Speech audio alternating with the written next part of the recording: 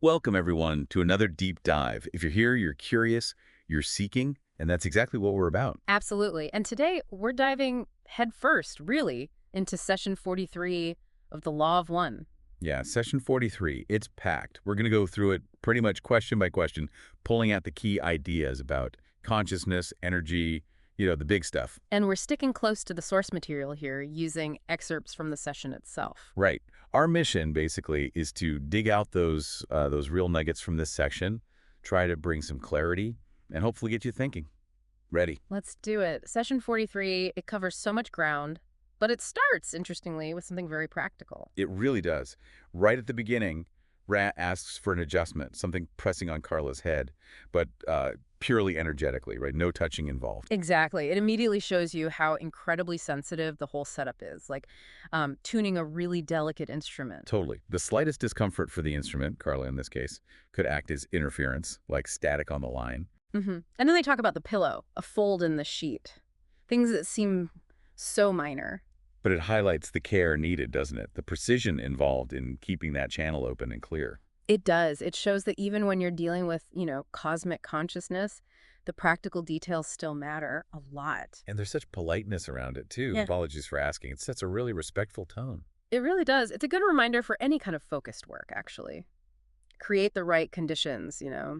minimize those internal or external pressures. Yeah, good point. So from that very grounded start, the session jumps into something, Yeah. well, pretty mysterious. Uh-huh. The question about cattle mutilations, specifically the consistent nature of the parts removed. Right. The questioner wonders if there's a link to the body's energy centers. It's a topic that always gets people talking.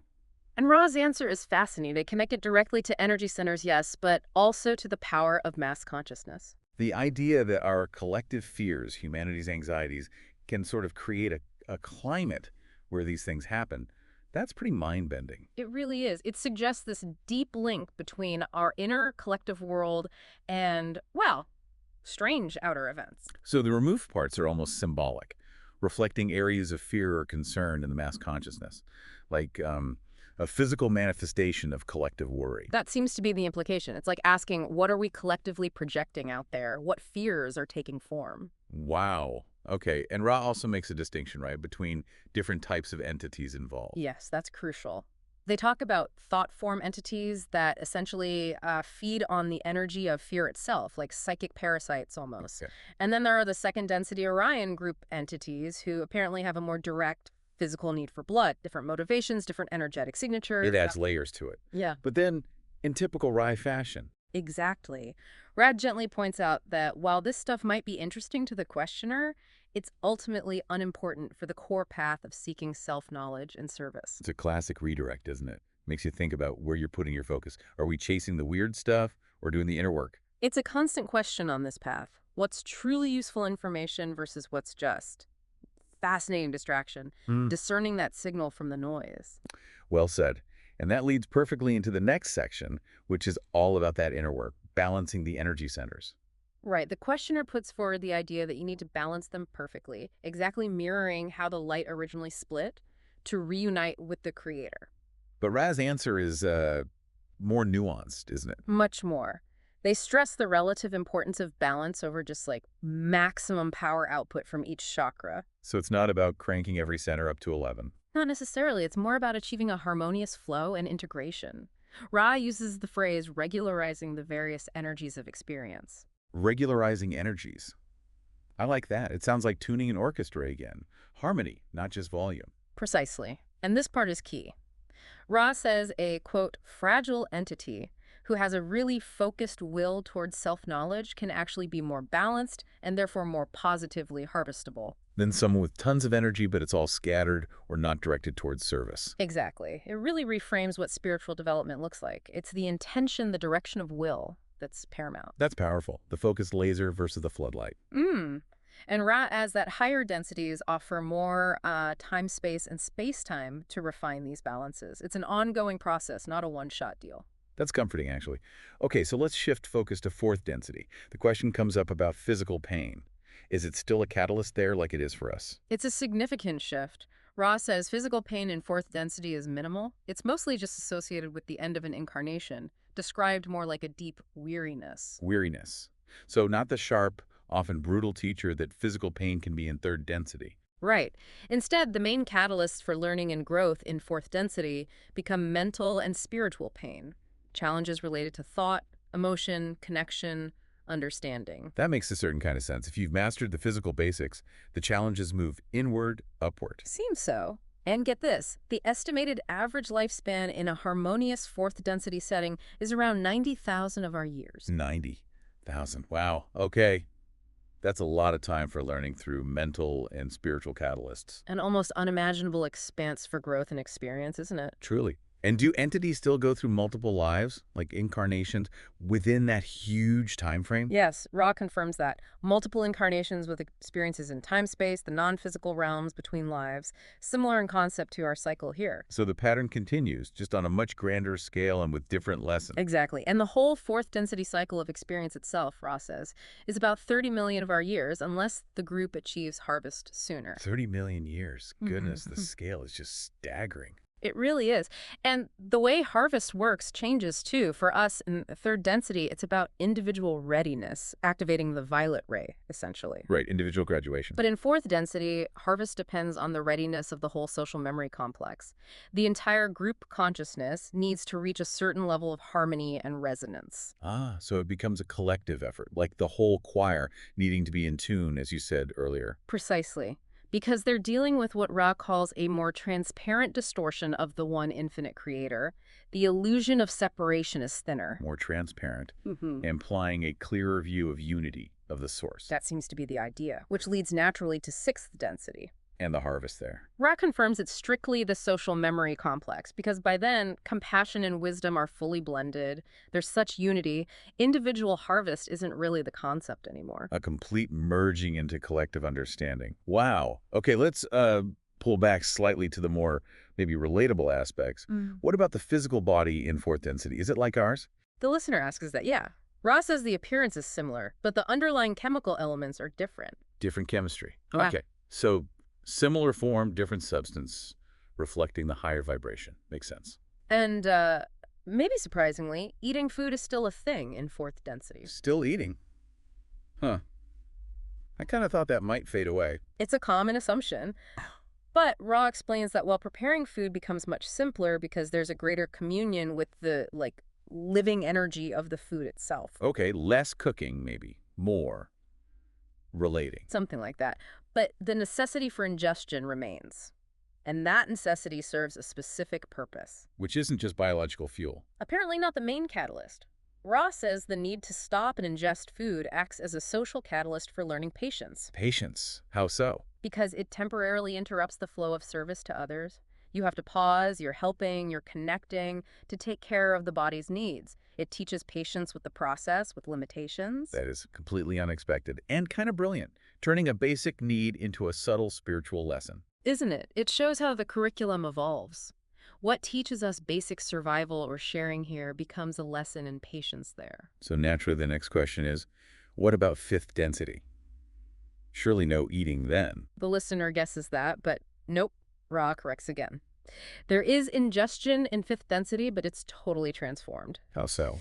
It's described as something prepared purely by thought, like nectar or ambrosia or a light broth of golden white hue. Wow.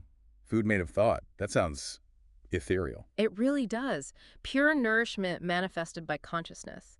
And its purpose is tied to needing a body complex to interact in space-time. Okay, still need a vehicle. But the reason for eating changes again. Drastically. Remember, third density, it's tied to learning service, maybe sharing. Fourth, it teaches patience.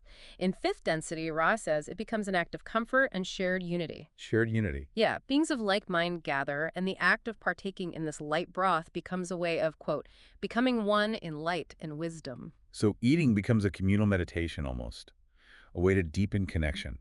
Beautiful way to put it. It's less about sustenance and more about communion. Amazing. Okay, what about sixth density food? Can Ra even describe that? Barely. Ra confirms there's still ingestion, but says its nature is simply light. And trying to describe it further in our terms is basically impossible. Right. Words fail when you get that high up the vibrational scale. Okay, let's shift gears a bit. Planetary transition, big topic. Will fourth fifth, sixth density beings be hanging out on Earth's surface after the shift? Good question. Ra says there's a high probability that fourth density beings will incarnate on the surface of the newly fourth density Earth. That makes sense. It's their new home ground, so to speak. Right, but fifth and sixth density beings. Probably not on the surface for quite a while. Why is that? Wouldn't their presence help? Ra's reasoning is that the fourth density folks need their own space, their own density, to do their learning and teaching amongst themselves. They need to integrate the fourth density lessons together. Like throwing a beginner swimmer into the deep end with Olympic athletes. Maybe not helpful initially. Kind of, yeah. They need to find their own footing first. Ra does say higher density teachings are always available through calling, conscious seeking and connection. So guidance is there if asked for. Always.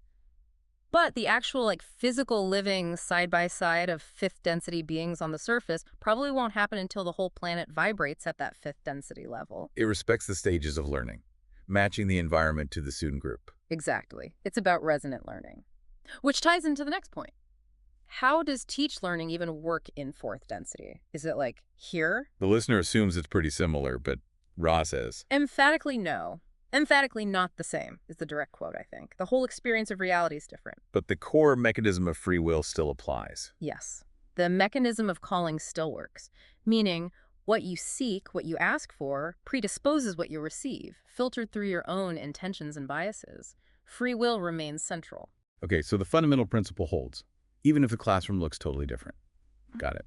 Now, towards the end, the questions get very practical again, focusing on meditation and concentration aids. Right. The questioner lists things like silence, temperature control, comfort, even Faraday cages and light screening, asking how important they are. And Raz take. It's insightful. Raz says all these external aids basically work by stimulating and focusing the entity's will. And it's the will itself that's the real key to concentration. Ah, so the aids are just tools to help focus the will. They aren't magic in themselves. Precisely. The power is in our own focused intention, our will. What about the Faraday cage or isolation tank specifically? Those sound pretty high-tech. Rack kind of dismisses them, actually, calls them gadgets. Gadgets, that's blunt. It is, and Rat contrasts these gadgets with the value of a simple, natural setting free from distractions, but most importantly, a space dedicated to meditation that's supported by the love and focused intention of the group. So inner focus, group energy, and intention trump technology. That's definitely the message. The power comes from within and from shared loving intent, not external devices. Makes sense. And the very last question is just checking in, right? About Carla's comfort. Yeah, just asking if anything more can be done to make the instrument comfortable or improve contact. And Ray's reply. Simple and reassuring. All is well. A gentle end to a really packed and profound session. What a journey through session 43. Seriously, we went from pillow adjustments and cattle mutilations all the way to thought food in fifth density and the nature of galactic harvest. It really covers the spectrum, doesn't it? Practical channeling tips, cosmic evolution, the changing nature of learning. And always with that underlying positive energy, that focus on growth, balance, and unity. It really resonates with that core idea. Namaste. I am you and you are me. Beautifully put. So here's something to chew on, listener. Thinking about how even something as basic as eating evolves in purpose across densities, from service to patience to shared unity. How could you maybe bring more conscious intention to your own daily rituals here in third density? What deeper purpose could they serve? And following on Roll's point about gadgets, what external things or even mental constructs might you be relying on for focus or comfort instead of really cultivating the inherent power of your own focused will and intention? Great questions to ponder. Thank you all so much for diving deep with us today. We hope this exploration of session 43 was insightful and sparked something within you. Until next time, keep seeking, keep questioning, and keep focusing that amazing will of yours. Take care, everyone.